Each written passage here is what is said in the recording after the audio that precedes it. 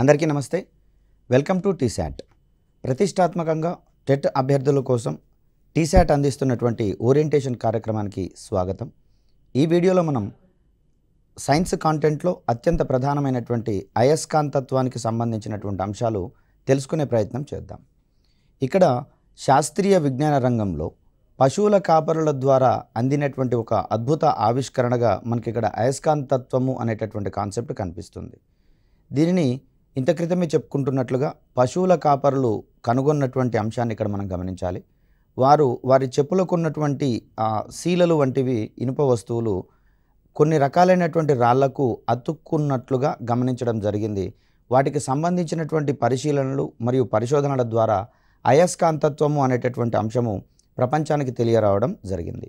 ముఖ్యంగా చూస్తే ఈ అయస్కాంతత్వం అనేది ఆసియా మినార్ అనేటటువంటి ప్రాంతంలో మెగ్నీషియా అనేటటువంటి చోట ఉండే కొన్ని రకాలైనటువంటి రాళ్లకు ఈ ఆకర్షణ స్వభావం ఉన్నట్లుగా కనుగొనబడింది.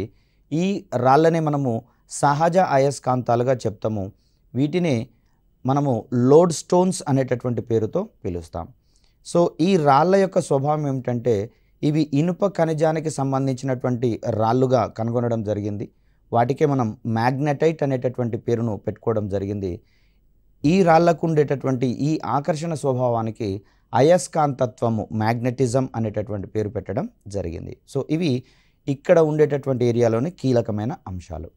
సో ఈ రాళ్లకు మరొక రకంగా సూదంటు రాయి లేదా లోడ్ స్టోన్ అనేటటువంటి పేరు పెట్టడం జరిగింది. ఇక్కడ ఇవి ప్రకృతిలో సహజంగా లభిస్తాయి కాబట్టి వీటిని మనం మరో రకంగా సహజ అయస్కాంతాలుగా పరిగణిస్తాం. మానవాళి అవసరం కోసము విభిన్న రకాలైనటువంటి విభిన్న ఆకారాలలో ఉన్నటువంటి అయస్కాంతాలను కూడా రూపొందించుకోవడం జరిగింది. వాటిని మనం కృత్రిమ అయస్కాంతాలుగా చెప్పుకుంటాం. మరి ఆల్రెడీ సహజ అయస్కాంతాలు ఉన్నాయి కదా. కృత్రిమ అయస్కాంతాల యొక్క ఆవశ్యకత ఏంటి అంటే సహజ అయస్కాంతాలకు ఆకర్షించేటటువంటి గుణం చాలా తక్కువగా ఉంటుంది వెన్ కంపేర్డ్ టు కృత్రిమ అయస్కాంతాలు. ఆర్టిఫిషియల్ మ్యాగ్నెట్స్తో కంపేర్ చేస్తే ఈ న్యాచురల్ మ్యాగ్నెట్స్ యొక్క ఆకర్షణ శక్తి అనేది కొంచెం తక్కువగా ఉంటుంది. కాబట్టి మన యొక్క అవసరాల కోసం కొన్ని రకాలైనటువంటి లేదా ఆకర్షణ శక్తి అధికంగా ఉన్నటువంటి కృత్రిమ అయస్కాంతాలను తయారు చేసుకోవడం జరిగింది. సో ఇక్కడ మ్యాగ్నెటైట్ వంటి ఖనిజాలను మనం సహజ అయస్కాంతాలుగా పిలుస్తూ ఉండగా భూమి అనేది కూడా దానికి ఉన్నటువంటి ఆకర్షణ శక్తిని ఆధారంగా చేసుకొని ఒక సహజ సిద్ధమైనటువంటి అయస్కాంతంగానే పరిగణించాల్సి వస్తుంది. ఈ క్రమంలో చూస్తే లోడ్ స్టోన్ ఒక సహజ అయస్కాంతము, అదేవిధంగా భూమి కూడా ఒక సహజ అయస్కాంతంగా మనకి ఇక్కడ కనిపిస్తూ ఉంది. ఇక్కడ సహజ అయస్కాంతాలు బలహీనంగా ఉంటుండడం వల్ల అదేవిధంగా వీటికి క్రమరహిత ఆకారం ఉంటుంది. వీటిని క్రమ ఆకారంలోకి తీసుకొని రావడం కొంచెం కష్టసాధ్యమైనటువంటి పని కాబట్టి మన దైనందిన అవసరాలకు కాను కృత్రిమ అయస్కాంతాల యొక్క ఆవశ్యకత అనేది పెరగడం జరిగింది. సహజ అయస్కాంతాలలో ఇనుము లేక ఉక్కు కడ్డీలను ఒక సరైనటువంటి పద్ధతిలో గనక రుద్దితే అవి కూడా అయస్కాంతత్వాన్ని పొందేటటువంటి ధర్మాన్ని చేరుకుంటాయి. అంటే ఇక్కడ అయస్కాంతత్వము లేని అటువంటి ఇనుము లేదా ఉక్కు మొదలైనటువంటి కడ్డీలను అయస్కాంతాలతో రుద్దినప్పుడు లేదా అయస్కాంత క్షేత్రం దగ్గరికి తీసుకొని పోయినట్లయితే ఆ పదార్థాలలో కూడా అవి వాస్తవానికి అనయస్కాంత పదార్థాలైనా కూడా ఈ అయస్కాంత క్షేత్ర ప్రేరణ వల్ల ఆ అనయస్కాంత పదార్థాలలో కూడా అయస్కాంతత్వం అనేది రావడం జరుగుతుంది. సో ఈ క్రమంలో చూస్తే ఆ అనయస్కాంత పదార్థాలను అయస్కాంతీకరించినప్పుడు వచ్చేటటువంటి అయస్కాంత క్షేత్ర ప్రభావం అనేది సహజ అయస్కాంతాలతో పోలిస్తే అత్యధికంగా ఉన్నట్లుగా గమనించడం జరిగింది. కాబట్టి ఈ క్రమంలోనే వీటిని ఆర్టిఫిషియల్ మ్యాగ్నెట్స్గా చెప్పుకుంటున్నాం, కృత్రిమ అయస్కాంతాలుగా. ఇక్కడ కృత్రిమ అయస్కాంతాలను కనుక గమనిస్తే మనకు తోచినటువంటి ఆకారాలలో లేదా మన అవసరానికి అనుగుణమైనటువంటి ఆకారాలలో మనము ఏర్పాటు చేసుకునేటటువంటి వీలుంది. అలాంటి కొన్ని అయస్కాంతాలను కనుక మనం పరిశీలిస్తే ఇక్కడ మనకు పటంలో కనిపించేటటువంటి దాన్ని దండయస్కాంతము అంటాం, బార్ మ్యాగ్నెట్. దీంట్లో ఎరుపు భాగంలో మనకు ఎన్ అనే అక్షరము, నీలి కలర్ ఉన్నటువంటి బ్లూ కలర్ ఉన్నటువంటి పార్ట్లో మనకు ఎస్ అనేటటువంటి అక్షరం కనిపిస్తున్నాయి. ఈ ఎన్ మరియు ఎస్ అనేటటువంటి అక్షరాలు ఆ దండయస్కాంతం యొక్క అయస్కాంత ధ్రువాలను తెలుపుతాయి. ఎన్ అంటే నార్త్ పోల్ అని, సౌత్ ఉన్న వైపు సౌత్ పోల్ అని, అంటే ఉత్తర ధ్రువము మరియు దక్షిణ ధ్రువాలని ఇక్కడ మనం మెన్షన్ చేసుకుంటూ ఉంటాం. సో ఇక్కడ మనకు కనిపిస్తోంది స్థూపాకార అయస్కాంతము. ఇది స్తూపాకారంలో ఉంటుంది. అదేవిధంగా ఆకర్షించేటటువంటి స్వభావం కూడా దీనికి యథావిధిగా ఉంటుంది. కాబట్టి దీన్ని మనం స్తూపాకార అయస్కాంతంగా చెప్పుకుంటాం.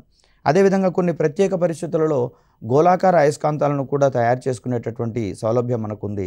ఇక్కడ కృత్రిమ అయస్కాంతాలను మనకు కావాల్సినటువంటి ఆకారాలలో మనం తయారు చేసుకునే వీలుంది. ఇక్కడ గుర్రపు నాడ అయస్కాంతం అనేది మనకి ఇక్కడ కనిపిస్తుంది. ఒక యూ షేప్లో ఉండేటటువంటి మ్యాగ్నెట్గా దీన్ని మనం చూస్తూ ఉన్నాం.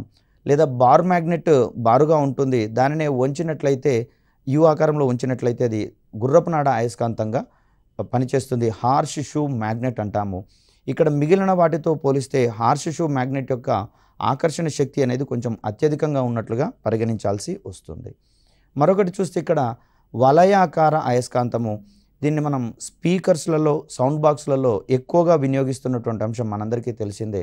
ఇది వలయాకార అయస్కాంతానికి సంబంధించినటువంటి అంశము. ఇక్కడ కొన్నిటికి ధృవాలను ప్రత్యేకంగా గుర్తుపట్టేటటువంటి వీలుండదు కాబట్టి ఇక్కడ ధృవాలకు సంబంధించినటువంటి అంశాలను మనం మెన్షన్ చేయడం లేదు. ఇక్కడ అయస్కాంత ధర్మాలకు సంబంధించినటువంటి లక్షణాలను కనుక మనం గమనిస్తే ప్రతి అయస్కాంతము చిన్న చిన్న ఇనుప ముక్కలను ఆకర్షించేటటువంటి గుణాన్ని కలిగి ఉంటాయి. సో మరో రకంగా చెప్పాలంటే ఇనుము సంబంధిత పదార్థాలు ఏవైనా సరే ఈ అయస్కాంత పదార్థాలు వాటిని ఆకర్షించేటటువంటి స్వభావాన్ని ప్రదర్శిస్తాయి. ఇక్కడ ఒక అయస్కాంతాన్ని గనక ఇనుప రజన్లో ముంచినట్లయితే వాటి యొక్క కొనల దగ్గర ఎక్కువ ఇనుప రజను అంటుకున్నట్లుగా మనము గమనిస్తాము. సో మధ్యలో ఉండేటటువంటి ప్రాంతంలో అంటే అయస్కాంత ధృవాల మధ్యలో ఉండేటటువంటి ప్రాంతాలలో ఈ ఇనుప రజన్ యొక్క సాంద్రత అనేది తక్కువగా ఉంటుంది. దీన్ని బట్టి మనకు అర్థమయ్యేది ఏంటి అంటే అయస్కాంతం యొక్క ధృవ ప్రాంతాల వద్ద లేదా అయస్కాంతం యొక్క రెండు చివరల వద్ద అయస్కాంత ఆకర్షణ ప్రభావము అత్యధికంగా ఉంటుందని, అదేవిధంగా అయస్కాంతం యొక్క మధ్య బిందువు వద్ద ఈ ఆకర్షణ ప్రభావం అనేది తక్కువగా ఉంటుందని మనం ఇక్కడ అర్థం చేసుకోవచ్చు. అయస్కాంతం యొక్క ఏ బిందువుల వద్దనైతే ఆకర్షణ స్వభావం అధికంగా ఉంటుందో వాటిని మనం ధృవాలుగా పరిగణిస్తాం, పోల్స్ అంటాము. ఇంత క్రితం చూసాము దండాయస్కాంతంలో ఎన్ అనేది నార్త్ పోల్ని, అదేవిధంగా ఎస్ అనేది సౌత్ పోల్ని సూచిస్తుందని చెప్పుకున్నాం కదా. ఇక్కడ నార్త్ పోల్ మరియు సౌత్ పోల్ దగ్గర ఆకర్షణ స్వభావం ఎక్కువగా ఉంటుందని మనం ఇక్కడ గుర్తుంచుకోవాలి. ఈ రెండు ధృవాలకు మధ్యలో ఉన్నటువంటి ప్రాంతం వద్ద అయస్కాంతం యొక్క ఆకర్షణ ప్రభావం అనేది కొంచెం స్వల్పంగా ఉంటుందనేది ఇక్కడ మనం గమనించాలి. సో ఇక్కడ అయస్కాంతం ఆధారంగా లేదా అయస్కాంత ఆకర్షణ ప్రభావం ఆధారంగా పదార్థాలను వర్గీకరించాల్సి వస్తే వాటిని ప్రముఖంగా రెండు రకాలైనటువంటి పదార్థాలుగా చెప్తాం.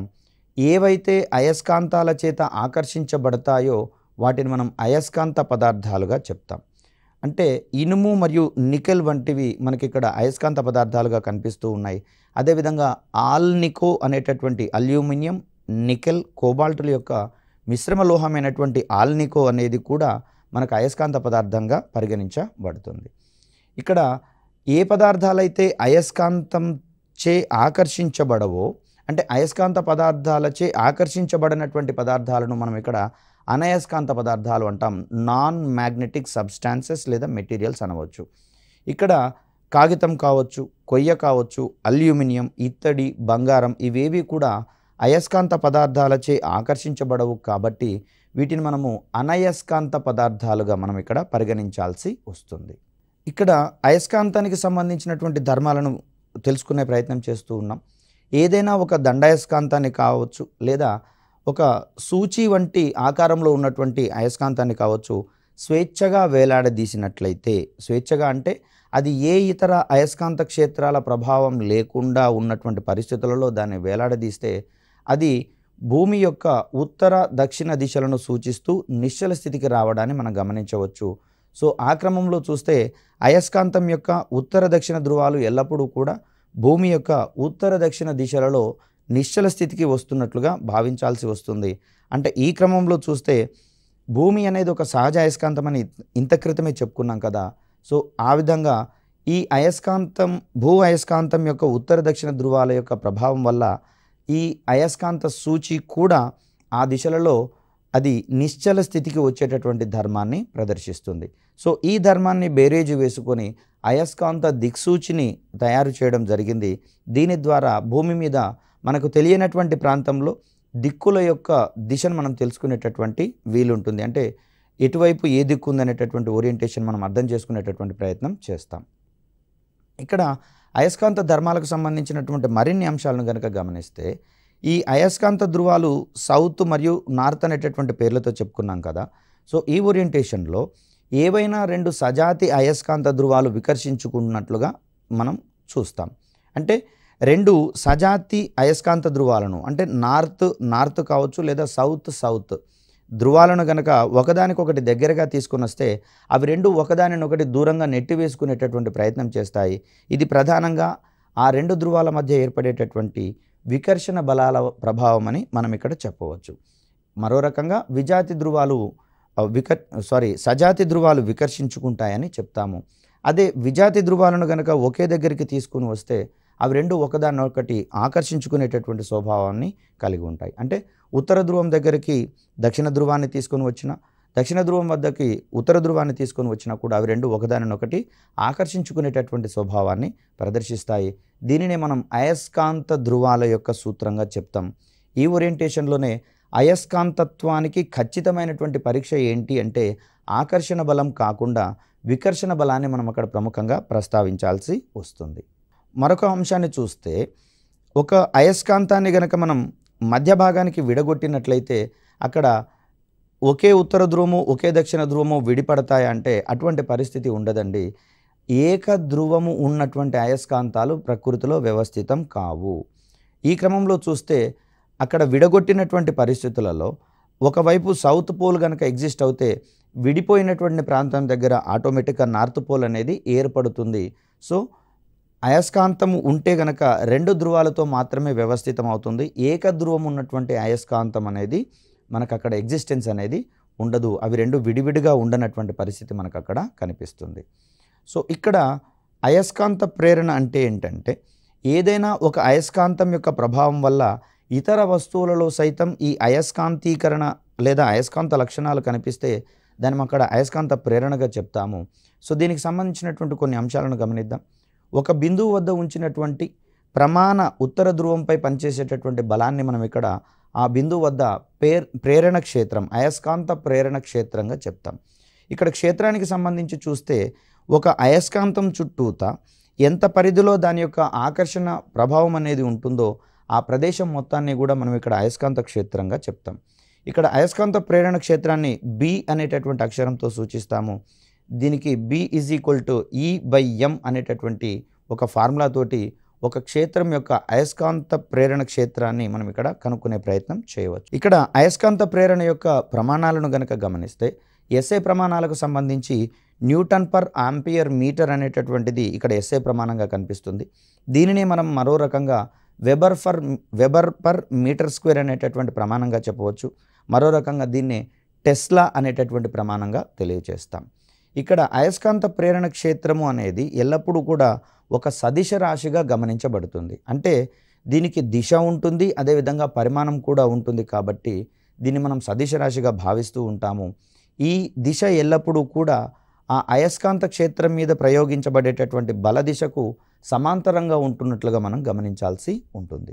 ఇక్కడ అయస్కాంత ప్రేరణ అనేది ఒక ధ్రువం మీద ఏ విధంగా పనిచేస్తుంది అనేటటువంటి ఓరియంటేషన్ కనుక మనం గమనిస్తే m ధ్రువసత్వము అంటే ఏదైనా ధ్రువం యొక్క ఆకర్షణ బలాన్ని ధ్రువసత్వంగా చెప్తాం మనం. m ధ్రువసత్వం ఉన్నటువంటి ఏక ధ్రువం నుండి ఏదైనా మరొక క్షేత్రము d అనేటటువంటి దూరంలో గనక ఉంటే అక్కడ కల్పించబడేటటువంటి ఆ బలానికి ఫార్ములా F = μ0/4π × m/d² మనం ఇక్కడ గమనించాల్సి వస్తుంది. సో దీనికి సంబంధించినటువంటి అంశాలను మనం జాగ్రత్తగా అర్థం చేసుకునే ప్రయత్నం చేయాలి. ఇక్కడ అయస్కాంతత్వానికి సంబంధించి కొన్ని కీలకమైనటువంటి భావనలు మనకు ముఖ్య పాత్రను పోషిస్తూ ఉంటాయి. దాంట్లో మొదటగా అక్షీయ రేఖకు సంబంధించినటువంటి అంశాలను తెలుసుకునే ప్రయత్నం చేద్దాం. ఇక్కడ అయస్కాంత ధృవాలకు సంబంధించినటువంటి అంశాలను మనం ఇంత క్రితమే నేర్చుకున్నాం. అయితే అయస్కాంత ధృవాల గుండా పోయేటటువంటి రేఖను మనం ఇక్కడ అక్షీయ రేఖ అని చెప్పేసి అంటాము. యాక్సెల్ లైన్ లేదా యాక్సెస్ అనేటటువంటి పేరుతో పిలుస్తాం. ఇక్కడ అయస్కాంత మధ్య బిందువు వద్ద ఒక అయస్కాంత అక్షానికి లంబంగా గీసినటువంటి రేఖను మనం అక్కడ మధ్య లంబ రేఖ అనేటటువంటి పేరుతో పిలుస్తాం. అయస్కాంత మధ్య బిందువు వద్ద అయస్కాంత అక్షానికి లంబంగా గీసినటువంటి రేఖను మనం మధ్య లంబ రేఖగా చెప్తాం. ఇక్కడ మనకు కనిపిస్తూ ఉంది m అండ్ ఇంకొక ధ్రువం యొక్క ఆకర్షణ బలం m అనేటటువంటి ధ్రువసత్వం ఉంది. ఒక బార్ మ్యాగ్నెట్ని తీసుకున్నాం. ఇక్కడ -m నుంచి +m మీదుగా ఒక డాటెడ్ లైన్ గీస్తూ పోయాము, దాన్ని మనం ఇక్కడ అక్షీయ రేఖగా చెప్తాం. అదేవిధంగా క్యూఆర్ అనేటటువంటి దాన్ని గమనిస్తే మనము ఈ బార్ మ్యాగ్నెట్కి మధ్య బిందువు నుంచి లంబంగా గీసాం కదా, కాబట్టి క్యూ బిందువు నుంచి గీయబడినటువంటి ఈ రేఖను మనము మధ్య లంబ రేఖగా పరిగణిస్తాం. మరి వీటి యొక్క ప్రాధాన్యత ఏంటి అంటే గతంలో కొన్ని క్వశ్చన్స్ అడిగినటువంటి ధర్మిలా దీనికి సంబంధించినటువంటి అంశాలను మనం వివరించుకునే ప్రయత్నం చేద్దాం. ఇక్కడ విషయం ఏంటంటే ఏదైనా ఒక దండాయస్కాంతాన్ని అక్షీయ రేఖ వెంబడి 2 సమాన భాగాలు చేస్తే దాని యొక్క ధ్రువసత్వం ఏ విధంగా మారుతుంది అనే ఓరియంటేషన్లో ప్రశ్న అడిగే అవకాశం ఉంది. ఇక్కడ అయస్కాంతాన్ని 2 సమాన భాగాలుగా చేసినట్లయితే ఆ 2 భాగాలకు ఈ అయస్కాంత ధ్రువసత్వం అనేది సమానంగా పంచబడుతుంది. అంటే అది వరకు పోలినటువంటి అయస్కాంతంతో పోలిస్తే ప్రస్తుతము అయస్కాంత ధ్రువసత్వం అనేది సగం అవుతుంది అనేది గుర్తుంచుకోవాలి. అదేవిధంగా మధ్య లంబ రేఖ వెంబడి కనుక దాన్ని 2 భాగాలుగా విభజిస్తే ఈ సందర్భంలో సైతం 2 భాగాలకు ఆ అయస్కాంత ధ్రువసత్వం అనేది సమానంగా పంచబడుతుంది. దీనికి ప్రధాన కారణం ఏంటి అంటే అయస్కాంతాలలో ఎలక్ట్రాన్లు అనేవి క్రమ పద్ధతిలో అమర్చబడి ఉంటాయి అయస్కాంత మధ్య బిందువు నుండి అయస్కాంత ధ్రువాల వైపుకి పోయే కొలది. ఈ క్రమబద్ధంగా ఉండేటటువంటి ఎలక్ట్రాన్ల వల్లనే ఒక అయస్కాంత పదార్థానికి ఆకర్షణ స్వభావం వస్తుందని చెప్పుకుంటాం. ఎప్పుడైతే దీన్ని 2 భాగాలుగా విడగొడతామో ఆ 2 భాగాలకు ఎలక్ట్రాన్ల సంఖ్య సమానంగా పంచబడుతుంది. కాబట్టి ముందున్నటువంటి ధ్రువసత్వంతో పోలిస్తే ఆ రెండింటిని విడదీసిన తర్వాత ధ్రువసత్వము అంటే ఎలక్ట్రాన్లు సమానంగా పంచబడతాయి కాబట్టి ధ్రువసత్వం కూడా సమానమవుతుంది అని చెప్తాం. 2L పొడవు అంటే 2L పొడవు అని ఎందుకు అంటున్నాము అంటే అయస్కాంత మధ్య బిందువు నుండి ధ్రువాల వైపుకు ఉన్నటువంటి దూరము స్మాల్ ఎల్ అయితే అయస్కాంతం యొక్క మొత్తం పొడవును మనం 2Lగా సూచిస్తాం. అదేవిధంగా అయస్కాంత భ్రామకము క్యాపిటల్ M గనక ఉంటే అయస్కాంత అక్షీయ రేఖపై అయస్కాంత మధ్య బిందువు నుండి D దూరంలో ఉన్నటువంటి ప్రాంతంలో ఈ అయస్కాంత ప్రేరణకు సంబంధించినటువంటి సూత్రాన్ని మనం ఈ విధంగా గణించవచ్చు. B = μ0/4π × 2md/d² - L² మనం ఇక్కడ చూస్తాం. సో దీనికి సంబంధించినటువంటి సమస్యలు వచ్చినట్లయితే దానికి ఈ సూత్రం ద్వారా మనం పరిష్కరించే ప్రయత్నం చేయవచ్చు. అదేవిధంగా ఒక పొట్టి దండాయస్కాంతాన్ని కనుక తీసుకుంటే అక్కడ దూరానికి మరియు ఎల్కి మధ్యలో ఆ దూరం అనేది అత్యధికంగా ఉన్నట్లయితే అంటే అయస్కాంతం యొక్క పొడవుతో కంపేర్ చేస్తే మనము అయస్కాంత ప్రేరణను కనుగొనవలసినటువంటి బిందువు కనుక చాలా దూరంలో ఉన్నట్లయితే ఇక్కడ మనం ఎల్ని ఒమిట్ చేసేటటువంటి ప్రయత్నం చేస్తాము. ఆ సందర్భంలో అయస్కాంత ప్రేరణకు ఫార్ములా ఏంటంటే B = μ0/4π × 2m/d³ మనం ఇక్కడ చెప్పుకుంటాము. మరో రకంగా చూస్తే ఈ అయస్కాంత ప్రేరణ అనేది ఆ బిందువులు ఉండేటటువంటి దూరానికి విలోమానుపాతంగా ఉన్నట్లుగా మనకి ఇక్కడ కనిపిస్తుంది. మనము అయస్కాంత ప్రేరణ కనుగొనవలసినటువంటి బిందువు యొక్క దూరం యొక్క ఘనానికి విలోమానుపాతంలో ఉంటున్నట్లుగా మనకి ఇక్కడ గమనించవచ్చు. మరో రకంగా చూస్తే ఒక బిందువు అది అయస్కాంతం నుంచి ఉన్నటువంటి ముందున్నటువంటి దూరం కన్నా రెట్టింపు దూరంలో గనక దాన్ని అమర్చినట్లయితే ఆ సందర్భంలో ప్రేరణ క్షేత్ర విలువ అనేది తొలి విలువలో 1/8వ వంతు అవుతున్నట్లుగా మనం ఇక్కడ గమనించాల్సి వస్తుంది. ఎందుకంటే దాని యొక్క ఘనానికి విలోమానుపాతంలో ఉంటుందని చెప్పుకుంటున్నాం కాబట్టి ఈ సందర్భంలో అది 1/8 విలువకు తగ్గుతుంది అనేటటువంటి అంశాన్ని ఇక్కడ మనం గమనించాలి. పొడవు 2L మరియు అయస్కాంత భ్రామకము M ఉన్నటువంటి అయస్కాంతం యొక్క మధ్య లంబ రేఖ మీద D దూరంలో ఉన్నటువంటి పరిస్థితులలో ప్రేరణ క్షేత్రం యొక్క తీవ్రత అనేది B = μ0/4π × m/d² + L² 3/2గా మనం ఇక్కడ గమనించాల్సి వస్తుంది. ఎందుకు అంటే అయస్కాంత మధ్య బిందువు దగ్గర దాని యొక్క అయస్కాంతత్వం అనేది చాలా తక్కువగా ఉంటుంది కాబట్టి ఈ సందర్భంలో మనకి ఫార్ములా అనేది ఉపయోగపడుతుంది. సో ఒక పొట్టి దండాయస్కాంతాన్ని కనుక మనం తీసుకుంటే అక్కడ ఆ బిందువు యొక్క దూరము అయస్కాంత పొడవు కన్నా ఎక్కువగా ఉన్నటువంటి పరిస్థితులలో ఇదే అయస్కాంత ప్రేరణ యొక్క విలువ B = μ0/4π × m/d³ మనం ఇక్కడ అర్థం చేసుకోవాలి. ఇంత క్రితమే చెప్పుకున్నాము అయస్కాంత పదార్థాలైనటువంటి ఇనుము కావచ్చు, ఉక్కు కావచ్చు, కోబాల్ట్, అదేవిధంగా నికెల్ వంటి పదార్థాల దగ్గరికి అయస్కాంతాన్ని కనుక తీసుకొని వస్తే ఆ అయస్కాంత ప్రేరణ ధర్మం వలన ఈ అనయస్కాంత పదార్థాలలో కూడా అయస్కాంతత్వము అనేది లభిస్తుంది. అంటే ఒక అయస్కాంతానికి ఏ విధమైనటువంటి ధర్మాలు ఉంటాయో ఈ అయస్కాంత ప్రేరణ వల్ల వాటి దగ్గరగా ఉన్నటువంటి అనయస్కాంత పదార్థాలలో కూడా అవే ధర్మాలు ప్రేరేపించబడతాయి. దీన్ని మనం ఇక్కడ ఒక రకంగా అయస్కాంత ప్రేరణగా చెప్పుకుంటూ ఉన్నాం. సహజ అయస్కాంతమైనటువంటి ఇనుము, ఉక్కు, నికెల్ వంటి పదార్థాలలో అయస్కాంతాన్ని ప్రేరేపించేటటువంటి వాటిని అయస్కాంతాలుగా మారుస్తున్నటువంటి పరిస్థితులలో ఈ ధర్మాన్ని మనం ఇక్కడ అయస్కాంత ప్రేరణగా చెప్పుకుంటూ ఉన్నాం. అంటే ఒక సహజ అయస్కాంతం యొక్క ప్రేరణ వల్ల అనయస్కాంత పదార్థాలలో అయస్కాంతత్వం అనేది ప్రేరేపించబడుతుంది. అటువంటి ధర్మాన్ని మనం ఇక్కడ మ్యాగ్నెటిక్ ఇండక్షన్ అయస్కాంత ప్రేరణగా చెప్పుకుంటాం. సో ఇక్కడ పటంలో కనిపిస్తోంది మనకు మన చేతిని కనుక గమనిస్తే ఇది కూడా అనయస్కాంత పదార్థమేనండి. ఆ చేతి మీద ఒక అయస్కాంతాన్ని ఉంచడం జరిగింది. కింద కొన్ని క్లిప్స్ని అమర్చినట్లయితే ఆ క్లిప్స్ కూడా ఒకదానినొకటి ఆకర్షించుకుంటూ అవి అయస్కాంతత్వాన్ని ప్రదర్శించేటటువంటి ధర్మాన్ని ఇక్కడ మనం పటం ద్వారా గమనించవచ్చు. వీటితో పాటుగా మరిన్ని ఇనుప వస్తువులన్నీ కూడా ఒకదానికొకటి ఆకర్షించేటటువంటి స్వభావాన్ని కలిగి ఉంటాయి. ఏ పదార్థాలకైతే ఈ అయస్కాంత ప్రేరణ వల్ల వచ్చినటువంటి అయస్కాంత ఆకర్షణ ధర్మము బలహీనంగా ఉంటుందో అక్కడి వరకు కూడా అవి మరొక వస్తువును ఆకర్షించి తనతో పాటు నిలిపి ఉంచుకోవడానికి ప్రయత్నం చేస్తూ ఉంటాయి. అయస్కాంతత్వం బలహీనంగా ఉన్నప్పుడు అవి మిగతా వస్తువుల్ని తనతో పాటు కొనసాగించుకోని పరిస్థితి మనకు కనిపిస్తుంది. ఇక్కడ కృత్రిమ అయస్కాంతాలను తయారు చేసేటటువంటి క్రమంలో పలు రకాలైనటువంటి పద్ధతులు మనకు అందుబాటులో ఉన్నాయి. కొన్ని రకాలైనటువంటి పద్ధతులు మనకు అందుబాటులో ఉన్నాయి. ఆ పద్ధతులకు సంబంధించినటువంటి అంశాలను తెలుసుకునే ప్రయత్నం చేద్దాం. ఇక్కడ ఒక అనయస్కాంత పదార్థాన్ని సహజ అయస్కాంతం ఆధారంగా అయస్కాంతీకరించేటటువంటి ప్రయత్నంలో ఏకస్పర్శ పద్ధతి అనేది ప్రాథమికంగా పనిచేస్తుంది. అయితే ఈ పద్ధతిలో ఏం చేస్తాము అంటే ఒక అనయస్కాంత పదార్థాన్ని నిలువుగా లేదా భూమికి సమాంతరంగా అమర్చి అయస్కాంతం యొక్క ఒక కొనతో ఈ అనయస్కాంత పదార్థాన్ని ఒక చివరి నుంచి మొదలుకొని మరొక చివరికి రుద్దడం చేస్తాం. ఇక్కడ మనకు పటంలో కనిపిస్తుంది చూడండి. ఈ విధంగా ఒక కొన నుంచి మరొక కొన నుంచి రుద్దిన తర్వాత అయస్కాంతాన్ని పైకి లేపి మళ్ళీ మొదలుపెట్టినటువంటి కొన దగ్గర నుంచి మరొక చివరి వైపుకి రుద్దేటటువంటి క్రమాన్ని చూస్తాం. ఈ విధంగా పలుసార్లు చేసినప్పుడు అనయస్కాంత పదార్థం కూడా అయస్కాంతీకరించబడుతుంది. అయితే ఈ క్రమంలో అక్కడ అయస్కాంత ఆకర్షణ ధర్మం అనేది కొంత స్వల్పంగా ఉంటుంది. అంటే పూర్తి అయస్కాంతత్వం కలిగినటువంటి పదార్థాలను ఇక్కడ మనం తయారు చేయలేము. బలహీన అయస్కాంతాలు మాత్రమే ఈ పద్ధతిలో తయారవుతాయి. ఇక్కడ మరొక పద్ధతిగా మనకి ఇక్కడ ద్విస్పర్శ పద్ధతి కనిపిస్తూ ఉంది. ఇక్కడ ద్విస్పర్శ పద్ధతిలో ఏం చేస్తాము అంటే అనయస్కాంత పదార్థం యొక్క మధ్య ప్రాంతం నుంచి మొదలుపెట్టి రెండు అయస్కాంతాల యొక్క రెండు చివరలను రెండు వ్యతిరేక చివరల వైపుకి రుద్దే ప్రయత్నం చేస్తాము. సో అలా పలుసార్లు జరిపినప్పుడు దాంట్లోని ఎలక్ట్రాన్లన్నీ క్రమ పద్ధతిలో అమర్చబడి అనయస్కాంత పదార్థానికి కూడా ఆకర్షించేటటువంటి స్వభావం వస్తుంది. ఇక్కడ లభించేటటువంటి అయస్కాంతానికి కూడా బలహీనమైనటువంటి ఆకర్షణ ప్రభావము ఉంటుంది. సో దీన్ని మనం ఇక్కడ ద్విస్పర్శ పద్ధతిగా చెప్పుకుంటూ ఉంటాం. మరి బలహీనమైనటువంటి అయస్కాంతాలు ఎందుకు సార్ మనకు బలమైనటువంటి అయస్కాంతాలు తయారు చేసే పద్ధతి లేదా అంటే దాన్ని మనము విద్యుత్ పద్ధతిలో ఒక అనయస్కాంత పదార్థానికి బలమైనటువంటి అయస్కాంత ఆకర్షణ ప్రభావాన్ని కల్పింపజేస్తాము.